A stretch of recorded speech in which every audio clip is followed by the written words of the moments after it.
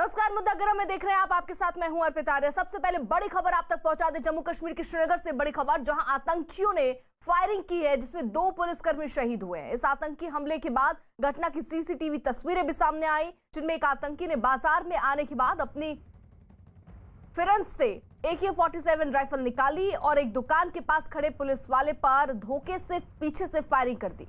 इसके बाद आतंकी वहां से भाग निकला। यह हमला श्रीनगर के बुर्जला इलाके में हुआ। हमले के बाद सुरक्षा बल ने इलाके की घेराबंदी कर ली है और ये सीसीटीवी भी पुलिस की तरफ से जारी हुआ, जहां पर दिख रहा है कि किस तरीके से यह आतंकी यहां पहुंचता है। AK-47 राइफल इसके हाथ में होती है। एक अकेला आतंकी फिलहाल तो तस्वीरों में नजर आ रहा है। कुछ और आतंकी भी हो सकते हैं जो दूसरी तरफ इसका इंतजार कर रहे हो, इसको भगाने में अपने साथ ले जाने के लिए तैयार खड़े हों। लेकिन ये जो तस्वीरें जरा देखिए, सीसीटीवी में जो दिख रहा है, एक आतंकी है, वो काले लिबास में आपको दिखेगा, हाथ में AK-47 राइफल थामे, और वो चाय की दुकान में पहुंचता है और सीधा टारगेट पुलिस वालों पर करता है। दुकान में हालांकि और लोग भी बैठे थे जो डर कर इधर उधर भागने लगे, लेकिन बताया गया कि 2 पुलिसकर्मी उसी दुकान पर चाय पी रहे थे और उसी बीच इस आतंकी का टारगेट ये पुलिसकर्मी ही थे। ताबड़तोड़ वो फायरिंग करता है और फिर जिस रास्ते से वो आया उसी रास्ते से वो वापस चला जाता है।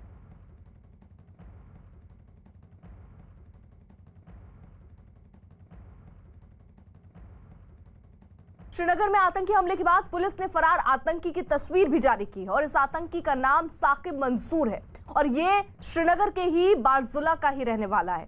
इस आतंकी की तलाश में सुरक्षा बल ने श्रीनगर और आसपास के इलाकों में अभियान भी शुरू कर दिया है और ये सीसीटीवी फुटेज सामने आने के बाद इसकी पहचान हो पाई, क्योंकि इसमें साफ तौर पर इसकी शक्ल देखिए दिख रही है, उसी के हिसाब से इसकी पहचान हुई है और इसका नाम साकिब मंसूर बताया जा रहा है। और अब इसकी तलाश जो है वो हो रही है। लश्कर से जुड़ा हुआ बताया जा रहा है। TRF ने इसकी जिम्मेदारी ली है और लश्कर से ही जुड़ा है TRF। तो यहाँ पर जो पुलिसकर्मी थे वो चाय पी रहे थे, सामने ही पुलिस स्टेशन है और वो यहीं पर चाय पीने आया करते थे। बहुत मुमकिन है कि आतंकी काफी दिन से रेकी कर रहे हों और उसके बाद इस घटना को अंजाम दिया।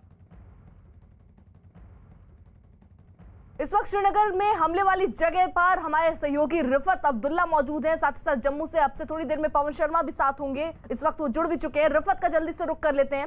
रिफत, जरा घटना वाली स्थल को दिखाइए, कितनी दूर पर पुलिस स्टेशन था और कैसे इस घटना को अंजाम दिया गया? देखिए, मैं एग्जैक्टली आपको दिखाऊंगा कि क्या सिचुएशन है और जो सीसीटीवी फुटेज भी आई है उसमें क्या कुछ दिख रहा है। ये वो दुकान है, ये शिव शक्ति स्वीट्स जो आप देख रहे हैं।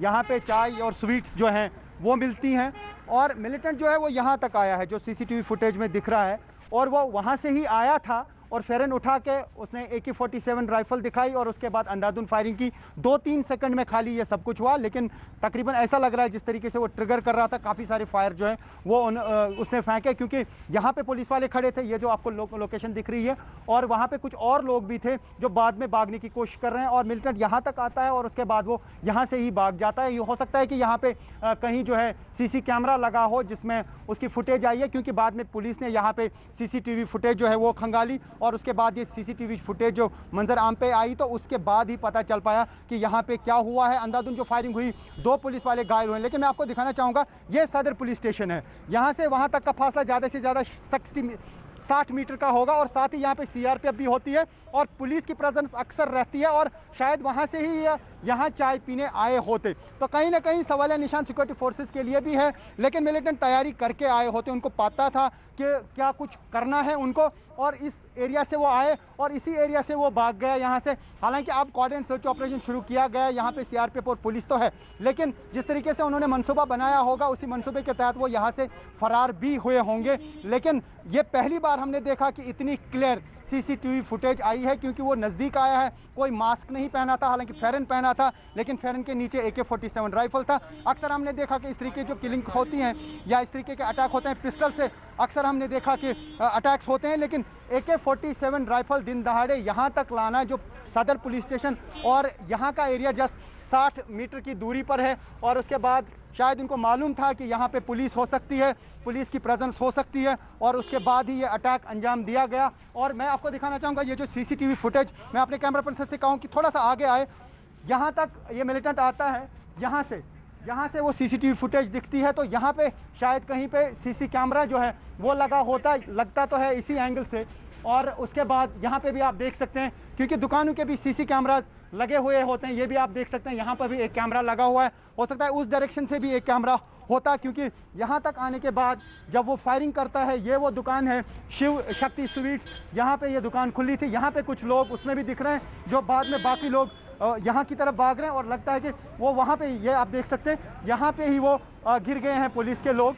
और यहाँ आप देख सकते हैं कि यहाँ से फिर वो भाग गया। यहाँ ही कोऑर्डिनेट सर्च ऑपरेशन लॉन्च किया पुलिस और सीआरपीएफ ने, लेकिन लगता है कि वो यहाँ से भाग निकलने में कामयाब हो गए। और ये अटैक उस वक्त हो गया जब दो एनकाउंटर चल रहे थे रात के दौरान। एक शुपाया में एनकाउंटर हो रहा था, एक बडगाम के डिस्ट्रिक्ट में एनकाउंटर हो रहा है। बडगाम में जो एनकाउंटर, वहाँ पर भी लश्कर का एक टॉप मिलिटेंट भाग निकलने में कामयाब हो गया। बताया जा रहा है कि वहाँ पे 2 मिलिटेंट थे, उन्होंने भी पुलिस पे पहले ही अटैक किया। जो ही कोऑर्डिनेट सर्च ऑपरेशन किया गया, उसमें 2 पुलिस के लोग घायल हो गए थे, एक जख्म की ताब न लाकर चल बसा, जिसकी रीथलिंग सेरेमनी श्रीनगर के बिल्कुल रिफत, ये 2 तस्वीरें इस वक्त देखिए किस तरीके से ये आतंकी वहां पर पहुंचता है। एक आतंकी ही सीसीटीवी तस्वीर में इस वक्त नजर आ रहा है, उसने हालांकि फेरन पहनी हुई और उसके बाद उसने हाथों में AK-47 लिया हुआ था, और जैसे वो दुकान के सामने पहुंचता है, ताबड़तोड़ वहां पर फायरिंग शुरू करता है। और उसके बाद उसी रास्ते से, जिस रास्ते से वो वहां पहुंचा, उसी रास्ते से वो वापस लौटता है और वहां से फरार हो जाता है। इस आतंकी का नाम साकिब मंसूर बताया जा रहा है, जो जानकारी सामने आई है, क्योंकि ये सीसीटीवी फुटेज जो दिख रही है,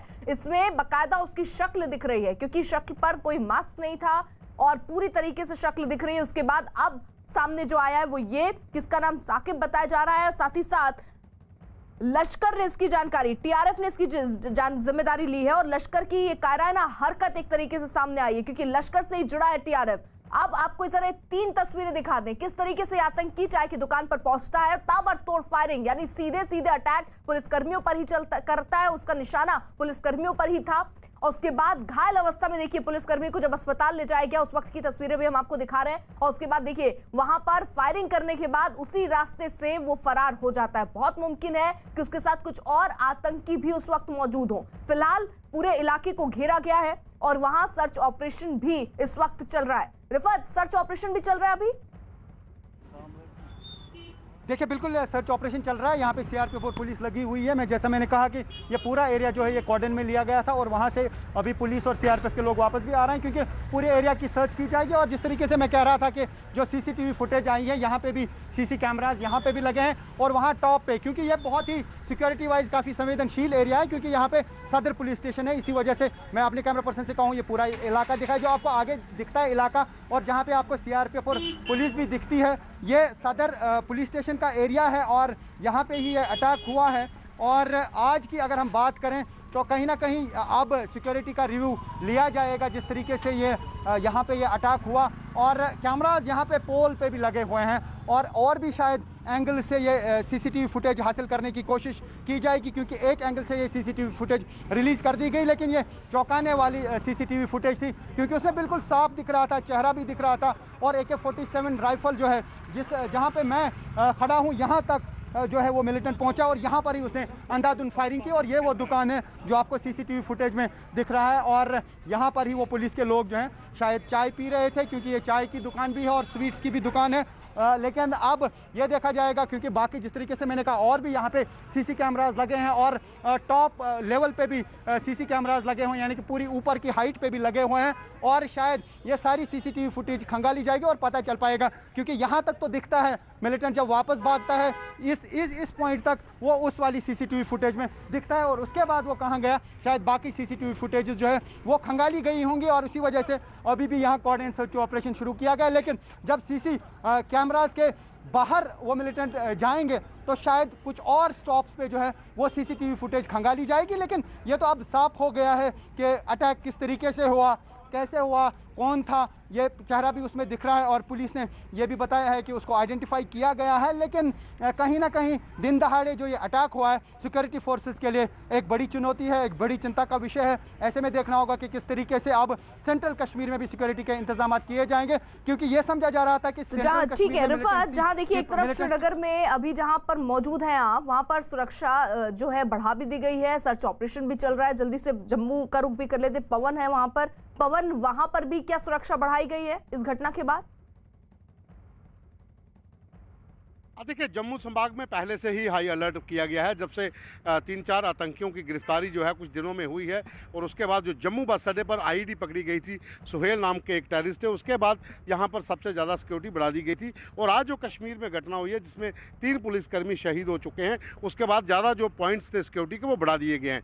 लेकिन इसमें जो पहले मैं बता रहा था कि जो आतंकियों के जो फ्रंटियल संगठन है, जिसमें TRF है, गजनवी फोर्स है और साथ में लश्कर मुस्तफा है, इसमें नए लड़कों को भर्ती किया गया है। और जिस तरह से पुलिस ने आइडेंटिफाई भी कर लिया है कि साकिब मंजूर जो वहाँ बरजूला का ही लोकल लड़का रहने वाला है, और इसी तरह से जो कृष्णा ढाबा पे फायरिंग हुई थी कश्मीर में, वहाँ पर भी 3 लड़के जो पकड़े गए हैं वो भी अभी 20 से 21 साल के लड़के ही हैं। तो कहीं ना कहीं सीमा पार से एक बड़ी साजिश चल रही है कि जो नए संगठन बनाए गए हैं उसमें नए लड़कों को भर्ती करके उनसे ये काम करवाए जाएँ, क्योंकि जो बड़े संगठन हैं, जैश मोहम्मद है, हिजबुल मुजाहिदीन है, लश्कर तोयबा है, ये अब पाकिस्तान जो है इनको पीछे रखना चाहता है। पाकिस्तानी खुफिया एजेंसी इनके नाम अब ज़्यादा आगे नहीं आना देना चाहती, क्योंकि FATF का भी खतरा पाकिस्तान के ऊपर बरकरार बना हुआ है। इसी वजह से ये नए संगठन लाए गए हैं। इन संगठनों में नए युवा जो हैं उनको गुमराह करके लाया गया और उनसे ये काम करवाए जा रहे हैं, वो चाहे जम्मू संभाग हो या फिर कश्मीर संभाग हो। जम्मू में भी जितने लड़के पकड़े गए हैं वो भी न्यूली रिक्रूटेड हैं, और कश्मीर में जो 2 हमले हुए हैं जिसमें जो TRF ने जिम्मेवारी ली है, ये लड़का और जो कृष्णा ढाबे के ऊपर जो अटैक हुआ था वो लड़के भी न्यूली रिक्रूटेड हैं। लेकिन कश्मीर के बाद अगर जम्मू की हम बात करते हैं तो जम्मू संभाग में इसको दहलाने की जो साजिशें लगातार चल रही थी, उसको खुफिया एजेंसियों ने पहले से ही हाई अलर्ट पे रखा हुआ था। और यही कारण है कि 2 दिन पहले जम्मू एयरपोर्ट के बाहर से एक टेररिस्ट पकड़ा जाता है जो जम्मू कश्मीर गजनवी फोर्स का बताया जाता है, और कुवैत से मुंबई होके वो जम्मू पहुंचता है, और मेंढर पुंछ रजौरी इलाके में दोबारा से 1.5 लड़कों को इन फोर्सों में लाने के लिए, इन संगठनों में लाने के लिए काम करने वाला था, लेकिन समय रहते उसको पकड़ लिया गया। तो जाहिर सी बात है कि सुरक्षा के कड़े प्रबंध अब जम्मू में भी किए गए हैं। बिल्कुल, तो यानी सुरक्षा देखिए बढ़ा दी गई है। यही 2 तस्वीरें भी हम आपको दिखा रहे हैं कि किस तरीके से ये आतंकी वहां पर पहुंचता है, हाथों में AK-47 राइफल थामे, और जिस रास्ते से वो आता है उसी रास्ते से वापस चला जाता है। और उससे पहले वो सीधे निशाना पुलिसकर्मियों पर ही लगाता है। वो पुलिसकर्मी जो दुकान की तरफ मुंह करके खड़े थे, उनको पीठ पर गोलियां ताबड़तोड़ मारता वहां से फरार होता है। फिलहाल इस आतंकी की तलाश जारी है। इसका नाम साकिब मंसूर बताया जा रहा है। हमारे साथ रिफत लगातार मौजूद है, वो स्पॉट पर ही मौजूद है, उस जगह पर जहां पर यह घटना आज हुई। रिफत, साकिब मंसूर जो नाम सामने आया है, इसके बारे में क्या जानकारी मिल पा रही है? देखिए, अभी और डिटेल सामने आ जाएंगे। जिस तरीके से बताया जा रहा है पुलिस की तरफ से कि उसको आइडेंटिफाई किया गया और उसका ताल्लुक श्रीनगर से है। बाकी डिटेल्स अब इमर्ज हो जाएंगी कि ये कब से एक्टिव था, क्योंकि यहाँ पे ऐसी भी रिपोर्ट्स थे कि कुछ लड़के जो थे वो यहाँ पे मिसिंग थे, और ऐसा समझा जा रहा है कि उनमें से कुछ लड़कों ने मिलिटेंसी ज्वाइन की है। हालांकि यहाँ पे पुलिस लगातार अपील कर रही थी लड़कों से जो लोकल हैं कि वो सरेंडर करें, वापस आएँ, लेकिन उस अपील का कुछ ज़्यादा असर देखने को नहीं मिला। हालांकि आज भी अगर आप कश्मीर पुलिस के ट्विटर हैंडल को देखेंगे तो पिन ट्वीट में आपको यही दिखेगा कि वो अपील कर रहे हैं लोकल्स को कि वो सरेंडर करें या वापस आएँ, गन छोड़ दें, लेकिन उसका कुछ खास असर अभी तक दिखा नहीं। शायद उसी वजह से काफ़ी दिनों से एनकाउंटर्स वगैरह नहीं हो रहे थे, और कल शाम से हमने देखा कि फिर से मिलिटेंसी रिलेटेड एक्टिविटीज़ बढ़ गई। और फिर से जो हमें दर्शक अभी देख रहे हैं ये वो जगह है, एग्जैक्ट लोकेशन है, यही वो दुकान है। हालांकि अभी भी यहाँ पे ब्लड स्टेन्स हैं जहाँ पे ये फायरिंग हुई, और यहाँ वो खड़े थे पुलिस वाले। और उसके बाद जब ये मिलिटेंट सामने आया, जो CCTV फुटेज यहाँ से हासिल की गई, यहाँ पे कैमरा लगे हुए थे, अंधाधुंध फायरिंग हुई है। AK-47 राइफल यहाँ से वो मिलिटेंट आता है और उसके बाद फेरिन यहाँ इस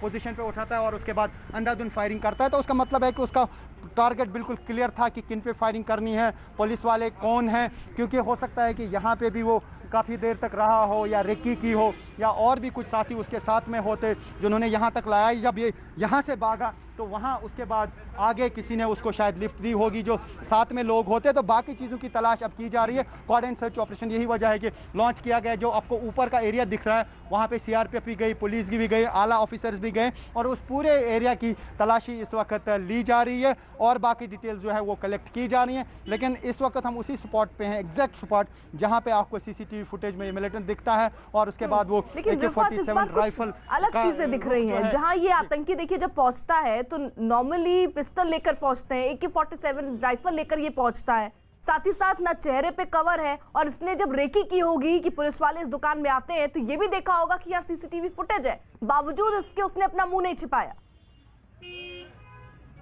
देखिए, खुलेआम, चूंकि यहाँ पे मैं आपको बता दूं कि जब कोई मिलिटेंसी ज्वाइन करता है तो वो अपनी फोटोग्राफ्स भी रिलीज करता है। बाकायदा, और उसके बाद ये कहता है कि मिलिटेंसी उसने ज्वाइन की। आपको मालूम है कि पहले जब यहाँ पे 89 में मिलिटेंसी शुरू हुई थी तो सारे मिलिटेंट जो है अपना चेहरा ढकते थे, अपना चेहरा नहीं दिखाते थे। उसके बाद जब बुरहान वानी ने 2010 में जो है मिलिटेंसी ज्वाइन किया, और उसके बाद एक ट्रेंड सा चला फेसबुक के जरिए या बाकी सोशल मीडिया के जरिए जो पिक्चर्स आती थी मिलिटेंट्स की, आज भी जब कोई मिलिटेंट्स की पिक्चर आती है उस पर लिखा होता है डेट ऑफ ज्वाइनिंग, नाम क्या है, कोड क्या है, तंजीम क्या है। तो मुझे नहीं लगता है कि उनको कोई डर है कि उनका चेहरा कोई देखे। यही वजह है कि आज भी सीसीटीवी फुटेज में क्लियर दिखता है। लेकिन सबसे बड़ा सवाल यही है कि उनके पास AK-47 राइफल भी थी, और वो भी पुलिस के आमने सामने, जहां सीआरपीएफ और पुलिस, आपको मैं दिखाना चाहूँ, ये देख सकते हैं आप, अभी भी सीआरपीएफ के लोग वहां पे जा रहे हैं। जो कॉर्डिनेट सर्च ऑपरेशन इस पूरे एरिया में किया जा रहा है, और यहाँ से अभी मजीद रीइंफोर्समेंट बुलाई जा रही है। खाने पीने की चीजें भी इनके साथ में हैं। उसका मतलब है कि काफी देर तक ये अभी ये कॉर्डिनेट सर्च ऑपरेशन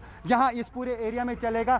तलाश की जा रही है उन मिलिटेंटों की जिन्होंने ये अटैक किया, और जिस तरीके से आप पहले भी बता रहे थे कि क्या कोई और हो सकता है उसके साथ में, जाहिर सी बात है क्योंकि मिलिटेंट संगठन है, एक मिलिटेंट आ गया, उसने अटैक किया, और उसके बाद उसको जहां से भागना है, हो सकता है उसके साथी और भी होते और वो इस एरिया से निकल गए। लेकिन बड़ा कंसर्न ये है, जिस तरीके से पुलिस बता रही है कि उसका ताल्लुक श्रीनगर से है, और श्रीनगर के होते हुए, यानी कि श्रीनगर का नागरिक अगर मिलिटेंसी ज्वाइन करके फिर यहाँ पे अटैक करता है तो ये सिक्योरिटी फोर्सेस के लिए एक बहुत बड़ा चैलेंज है कि किस तरीके से वो इस सिचुएशन को डील करेंगे। क्योंकि हमने रिसेंट टाइम्स में देखा था 2010 के बाद, हालांकि 89 में यहाँ हज़ारों की तादाद में लोकल मिलिटेंट्स थे, लेकिन उसके बाद ऑपरेशन चलते गए, कुछ लोगों ने सरेंडर किया, कुछ लोग मारे गए, तो ये सिलसिला काफ़ी लंबा चलता आया। और उसके बाद हमने देखा कि साउथ कश्मीर में ज़्यादा मिलिटेंट्स की तादाद बढ़ गई, और नॉर्थ कश्मीर में जो मिलिटेंट्स होते थे वो उस पार से आते थे, फिर इन्फिल्ट्रेट करके आते थे, या शुपाया के कुछ एरियाज में जम्मू के रास्ते बिल्कुल, यानी रिफात, ये देखिए पहली सीसीटीवी फुटेज अभी सामने आई है। कई सीसीटीवी वहां पर इलाके में लगे हुए हैं,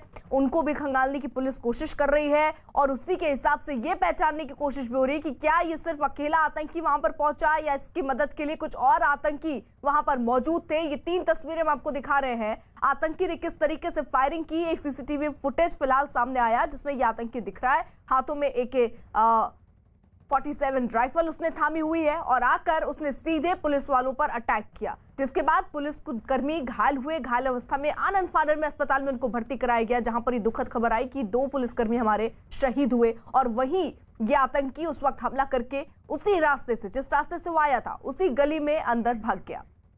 इससे पहले जम्मू कश्मीर के शोपियां में मुठभेड़ के दौरान 3 आतंकी मारे गए। मुठभेड़ के बाद सुरक्षा बल ने इलाके से भारी तादाद में हथियार बरामद किए। खबर है कि मारे गए तीनों आतंकी लश्कर के थे। अब सुरक्षा बल ने वहां पर सर्च ऑपरेशन शुरू किया, और ये सर्च ऑपरेशन अभी भी चल रहा है। कुछ और आतंकी भी इलाके में हो सकते हैं।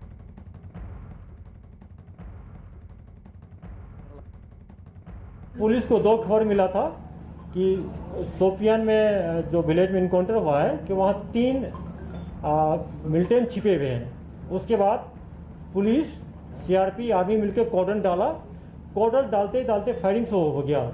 जब हमारे सर्च पार्टी को पता चला कि मिलिटेंट ने, तीनों टेररिस्ट ने घर वाले को, जिसमें एक बच्ची भी लड़की थी, उसको भी हॉस्टेज बना लिया। फिर ऑपरेशन को हम लोग रोक दिए 3 घंटा के लिए, और पूरा प्रयास किए गाँव वाले की मदद से। तीनों को अर्ली मॉर्निंग 5:30 बजे घर से निकाल लिए। जब तीनों को निकाल लिया गया सिविलियन को, उसके बाद फिर इनकाउंटर रिज्यूम हो गया। उस दरमियान में गाँव वाले से हम लोग मदद किए कि इसको सरेंडर करने के लिए। सरेंडर करने को बिल्कुल राजी नहीं हुआ।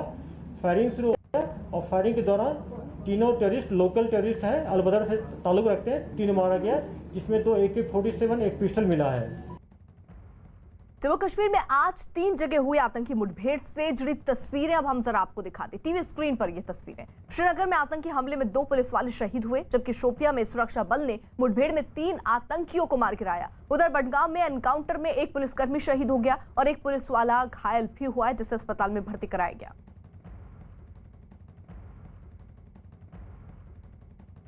तो ये हम 3 तस्वीरें आपको दिखा रहे हैं श्रीनगर, शोपियां और बडगांव की, जहां पर श्रीनगर में ये देखिए किस तरीके से ये आतंकी आता है। फिलहाल अभी सर्च ऑपरेशन वहां पर चलाया जा रहा है, और आतंकियों के खिलाफ एक तरीके से मुहिम छेड़ दी गई है। एक आतंकी चुन चुन कर ढेर किया जा रहा है।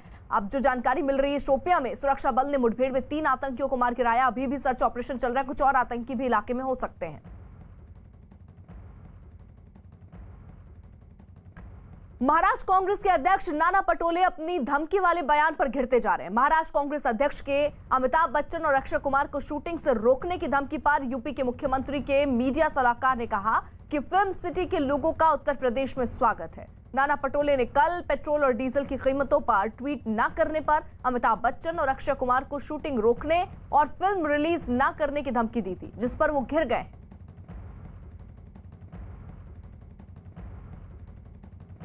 सरकार के मुख्यमंत्री के सूचना सलाहकार सलमणि त्रिपाठी मौजूद हैं। सर, किस तरह आप इस पूरे मसले को देखते हैं? कांग्रेस फिल्म सिटी के लोगों को अटैक कर रही है। देखिए, कल उनके कांग्रेस के जो बड़े नेता हैं, संभवतः कांग्रेस के अध्यक्ष हैं, उनका एक बयान हम लोगों ने सुना कि वो इस सदी के जो महानायक हैं अमिताभ बच्चन, उनके लिए कह रहे हैं कि उनकी शूटिंग नहीं होने देंगे, उनकी फिल्में नहीं चलने देंगे। अक्षय कुमार के लिए कह रहे हैं कि उनकी शूटिंग नहीं होने देंगे। आपने कंगना रनावत के साथ जो हुआ पूरे देश ने देखा, पूरी दुनिया ने देखा। आप इस तरह का वातावरण पैदा कर रहे हैं कि जो फिल्म इंडस्ट्री के लोग हैं उनको आप गुलाम बना के रखना चाहते हैं, आप उनको दहशत में रखना चाहते हैं, आप उनको चाहते हैं कि वो कांग्रेस का, राहुल गांधी का और प्रियंका वाड्रा का वो भोपा बजाते रहें। आप ऐसे कलाकार चाहते हैं, तो ऐसे में मुझे लगता है कि एक नकारात्मकता का वातावरण वहाँ पैदा हुआ है। तो ये सर बताइए कि उत्तर प्रदेश सरकार भी बहुत बड़ी फिल्म सिटी बना रही है, मुख्यमंत्री खुद गए थे, सबको आमंत्रित करके आए थे, तो उत्तर प्रदेश सरकार क्या करने जा रही है? देखिए, हम तो एक बेहतर माहौल दे रहे हैं, स्वागत है, जो आना चाहे यहाँ पर आए। वो हमारा आलोचक भी हो सकता है, यूपी में वेलकम है। हाँ, स्वागत है, आप आइए। और हम तो कह रहे हैं कि देखिए, हमारी किसी से प्रतिद्वंदिता नहीं है, हमारी किसी से कोई लड़ाई नहीं है। हम एक बेहतर माहौल में, एक बेहतर फिल्म सिटी, दुनिया की सबसे खूबसूरत फिल्म सिटी बनाने जा रहे हैं। माननीय मुख्यमंत्री जी रोज उसको मॉनिटर करते हैं, खुद उसकी समीक्षा करते हैं। और हमारा प्रयास है कि जो भी फिल्म जगत से लोग हैं, कलाकार जगत से जो भी लोग हैं, उनको एक बेहतर माहौल मिल सके, एक बेहतर लॉ एंड ऑर्डर मिल सके, एक बेहतर परिवेश मिल सके, निवेश के लिए बेहतर जो उदाहरण में है वो मिल सके। अभी मैं आज ही अखबारों में पढ़ रहा था कि महाराष्ट्र में कोई माफिया डॉन छोटा है और उसके पीछे हज़ारों गाड़ियों का काफिला निकला है। उत्तर प्रदेश में तो माफिया जाके सुप्रीम कोर्ट में गुहार लगा रहा है कि योगी सरकार से बचाओ, उत्तर प्रदेश सरकार से बचाओ। तो यहाँ लॉ एंड ऑर्डर बेहतर हुआ है, निवेश का माहौल बेहतर हुआ है और स्वच्छंदता है, स्वतंत्रता है, आपको अभिव्यक्ति की स्वतंत्रता है, आज़ादी है। आप महाराष्ट्र में जिस तरह कांग्रेस के लोग बोल रहे हैं कि हम शूटिंग नहीं होने देंगे, हम गुंडागर्दी करेंगे, अमिताभ बच्चन को धमकियाँ दे रहे हैं, सचिन तेंदुलकर को धमकियाँ दे रहे हैं, कंगना रनावत का घर गिरवा रहे हैं, ये सब यहाँ उत्तर प्रदेश में हमारी तरफ से पूरी आज़ादी है। और इसीलिए हम फिल्म जगत के जो लोग हैं उनका हम उत्तर प्रदेश की फिल्म सिटी में स्वागत करते हैं। और अब आपको सुनाते हैं कि कल महाराष्ट्र कांग्रेस अध्यक्ष नाना पटोले ने आखिरकार बयान क्या दिया था। क्या आज इंटरनेशनल बाजार में कच्चे तेल के दाम क्या है, अमिताभ बच्चन जी और अक्षय कुमार को मालूम नहीं। आज जो महंगाई जिस तरह से बढ़ाते जा रहे हैं, मोदी सरकार बढ़ाते जा रही है, आज क्यों नहीं ट्वीट कर रहे हैं? क्या मोदी सरकार का, बीजेपी का दबाव उनके ऊपर है? आपकी लोकप्रियता जो है, लोग पैसे देकर आपको, टिकट लेकर आपको देखते हैं, लेकिन महाराष्ट्र में अब ऐसे लोगों को जो दबाव में लोगों के प्यार को इस तरह से इस्तेमाल करते हो, ऐसे लोगों की पिक्चर महाराष्ट्र में कभी देखी नहीं जाएंगी। वहीं बीजेपी सांसद मनोज तिवारी ने महाराष्ट्र कांग्रेस के बयान पर राहुल गांधी से सफाई मांगते हुए कहा कि अगर ऐसा नहीं हुआ तो ये पार्टी का बयान माना जाएगा। महाराष्ट्र कांग्रेस के अध्यक्ष नाना पटोले जी, उन्होंने साफ तौर पर कहा है कि अमिताभ बच्चन और अक्षय कुमार की फिल्म को ना वो रिलीज होने देंगे महाराष्ट्र में और ना उनको शूटिंग करने देंगे, क्योंकि वो किसानों के समर्थन में ट्वीट नहीं कर रहे। ये गुंडों की भाषा है। ये जो महाराष्ट्र के कांग्रेस के अध्यक्ष ने बोला, ये गुंडों की भाषा है। याद रखना चाहिए उनको कि ऐसी भाषा बोलने वाले उन जनता, महाराष्ट्र की जनता ने उनको जीरो पे पहुंचा दिया महाराष्ट्र की राजनीति में। सबसे बड़ी सवाल उठता है कि क्या ये कांग्रेस के अध्यक्ष ने बनाया है क्या अमिताभ बच्चन को? इन्होंने ही बनाया है क्या अक्षय कुमार को? इस देश की जनता बनाती है, अपने सर आंखों पे रखती है, और वो भारत की पहचान है पूरे दुनिया में। ये पीछे सचिन तेंदुलकर जी पे बयान दिए, उनका विरोध किए, लता दीदी का विरोध किए। तो भैया ये लोग, मेरे महाराष्ट्र कांग्रेस के जो अध्यक्ष हैं, जो भी पटोले, उनको पता होना चाहिए कि ये कांग्रेस के प्रवक्ता नहीं है कि आपके कहने से बयान देंगे। वहीं नाना पटोले के बयान पर हरियाणा के मंत्री अनिल विज ने कांग्रेस से माफी की मांग की। अनिल विज ने ट्वीट किया और लिखा कि कांग्रेस अध्यक्ष सोनिया गांधी को अमिताभ बच्चन और अक्षय कुमार से माफी मांगनी चाहिए और महाराष्ट्र के कांग्रेस अध्यक्ष नाना पटोले के खिलाफ कार्रवाई करनी चाहिए। इस वक्त दो सहयोगी साथ हैं। मुंबई से विवेक गुप्ता हमारे साथ हैं, साथ ही साथ लखनऊ से अजीत सिंह हमारे साथ है। जल्दी से पहले विवेक का रुख कर लेते हैं। विवेक, नाना पटोले का ऐसा बयान और उस पर कांग्रेस की अभी तक जरा बताइए प्रतिक्रिया क्या आई है? क्या कांग्रेस पार्टी का भी यही स्टैंड है?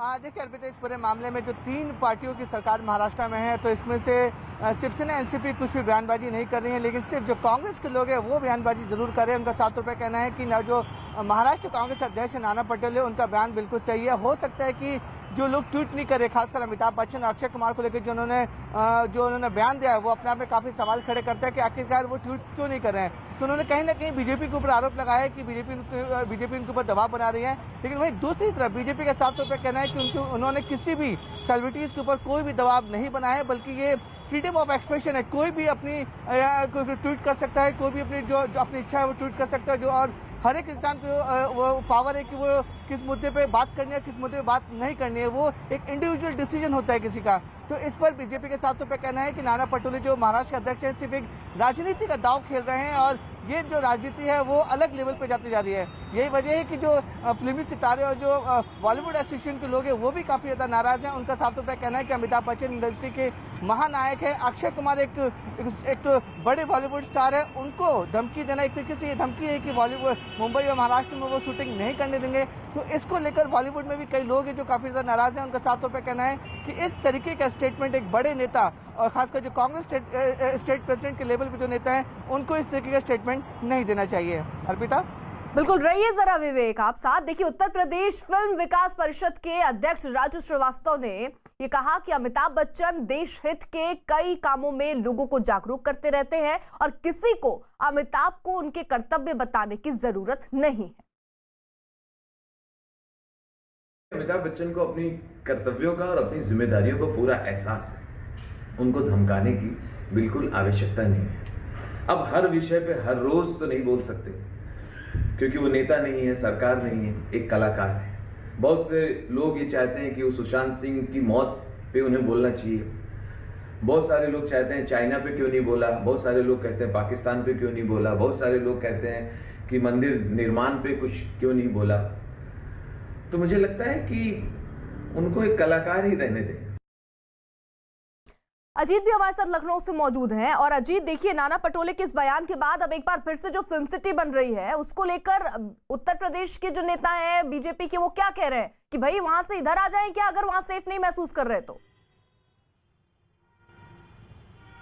देखिए, बिल्कुल अर्पिता, बीजेपी का साफ तौर पर कहना है कि उत्तर प्रदेश में भयमुक्त वातावरण है, अभिव्यक्त की आज़ादी है, हमें कोई दिक्कत नहीं है। जो गुंडई कांग्रेस कर रही जो है महाराष्ट्र में, वो नहीं चलेगा। उत्तर प्रदेश में जो लोग हैं, अपराधी हैं, वो अपनी जान की भीख मांग रहे हैं सुप्रीम कोर्ट में, तो यहाँ आए, उनका वेलकम है। अमिताभ बच्चन, अक्षय कुमार, सीधे तौर पर जो सूचना सलाहकार है मुख्यमंत्री के सलभमणि त्रिपाठी ने, उन्होंने साफ तौर पर यह कहा कि कंगना रनौत के साथ क्या किया, उन्होंने सचिन तेंदुलकर के साथ क्या किया, और जिस तरह से ये हरकतें हैं वो बिल्कुल उत्तर प्रदेश में नहीं चलेगी। उत्तर प्रदेश में लोग आए और एशिया की सबसे अच्छी फिल्म सिटी उत्तर प्रदेश सरकार बना रही है। योगी आदित्यनाथ खुद गए थे महाराष्ट्र, वहां उन्होंने अक्षय कुमार से भी मुलाकात की थी, बहुत सारे निर्माता और निर्देशक से मुलाकात की थी। तो उत्तर प्रदेश सरकार वेलकम कर रही फिल्म इंडस्ट्री के लोगों को। और राजू श्रीवास्तव जो उत्तर प्रदेश सरकार के फिल्म विकास परिषद के अध्यक्ष भी हैं, उन्होंने सीधे तौर पर कहा कि कोई अमिताभ बच्चन को धमकाने की कोशिश न करे, उन्हें धमकाने की जरूरत नहीं, क्योंकि उन्हें अपने कर्तव्यों का ज्ञान है। वो चाहे कोरोना को लेकर जागरूकता हो, स्वच्छ भारत अभियान को लेकर हो, पोलियो को लेकर हो, हमेशा वो अपने कर्तव्यों के प्रति जागरूक हैं। तो जो लोग धमका रहे हैं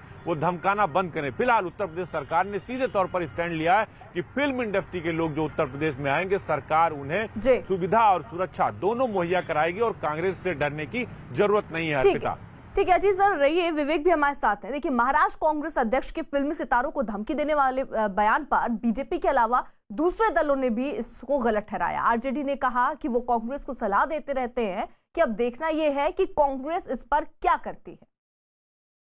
महाराष्ट्र में कांग्रेस के अध्यक्ष नाना पटोले के बयान को लेकर विवाद पैदा हो गया है। हमारे साथ बात करने के लिए मनोज झा जी मौजूद हैं। मनोज जी, नाना पटोले कह रहे हैं, कांग्रेस के अध्यक्ष हैं महाराष्ट्र में, वो कह रहे हैं कि अमिताभ बच्चन, अक्षय कुमार की फिल्मों का बॉयकॉट करेंगे, शूटिंग नहीं होने देंगे, इस तरीके की चीज़ें कह रहे हैं अगर वो सरकार के खिलाफ नहीं बोलते हैं। देखिए, मैं समझता हूं कि ये भी कहना अतिरेक की बात है और हमारी पूरी की पूरी राजनीति 7 वर्षों में एक्सट्रीमिज्म में जा रही है। लेकिन इसको, इस अतिरेक की बात खत्म करके मैं एक बात जरूर कहूंगा, लोकतंत्र स्मृतियों से चलता है, मेमोरीज। आज लोग सचमुच परेशान हैं कि जो लोग 40-50 रुपए के पेट्रोल पर जब 50 पैसे बढ़ते थे तो डमी पाइप लेकर के बैठते थे, गले में गैस सिलेंडर लेकर के डमी लेके बैठते थे और बड़ी बड़ी बातें करते थे। तो मैं समझता हूं कि लोकतंत्र में स्मृति लोप नहीं होना चाहिए, मेमोरी लॉस नहीं होना चाहिए। नाना पटोले जी की अतिरेक की बात से मैं सहमत नहीं हूं, लेकिन इस बात से जरूर सहमत हूं कि जो लोग, रसूखदार लोग, जिनकी बातों का महत्व होता है, उनकी जुबान पे इस तालाबंदी का सच क्या है? कुछ तो वजह है कि तब आप मुखर थे, आज आप बगले झांक रहे हैं। वहीं आम आदमी पार्टी के सौरभ भारद्वाज ने भी नाना पटोले की भाषा को गलत बताया। 6 साल पहले अगर अमिताभ बच्चन साहब को और अक्षय कुमार साहब को तेल के दाम बढ़ने पर इतनी पीड़ा होती थी कि वे ट्वीट करते थे और कहते थे हमें गाड़ी को आग लगा देनी चाहिए, हमें अब साइकिल पे चलना चाहिए, तो ये गंभीर सवाल उठता है कि आज उसी देश के अंदर अगर इतने दाम बढ़ गए हैं, ऐतिहासिक तौर पे सबसे ऊंचे दाम हो गए हैं, रसोई गैस के दाम बढ़ गए हैं, तो ये लोग चुप क्यों हैं? मगर ये कहना कि इनकी फिल्मों के ऊपर जो है हम हमला करेंगे, इनके प्रोफेशन के ऊपर हमला करेंगे, मुझे लगता है ये भी गलत है। एफटीआईआई के पूर्व चेयरमैन और फिल्म कलाकारों के संगठन से जुड़े गजेंद्र चौहान ने नाना पटोले के बयान को शर्मनाक बताया। बहुत गैर जिम्मेदाराना उन्होंने वक्तव्य दिया है और मैं इसकी निंदा करता हूं। आप किसी को भी ज़बरदस्ती कह के ट्वीट नहीं करा सकते, आप मेरी विचारधारा नहीं बदल सकते। मेरे जो विचार हैं जब किसी भी प्लेटफॉर्म पे मुझे अगर व्यक्त करने हैं तो ये मेरी मर्ज़ी होगी, और अगर आप किसी की शूटिंग बंद कराने की धमकी देंगे तो ये तो डेफिनेटली देश में राजशाही नहीं है, तानाशाही नहीं है, यहाँ तो लोकतंत्र है। और अब बात बिग बॉस के घर होने वाले आज के धमाल की। आज कौन किसके खिलाफ रच रहा है साजिश, आज कौन किस पर पड़ेगा भारी। बिग बॉस के घर की हर हलचल सोमवार से शुक्रवार रात 10:30 बजे और शनिवार रविवार रात 9 बजे आप देख सकते हैं कलर्स चैनल पर।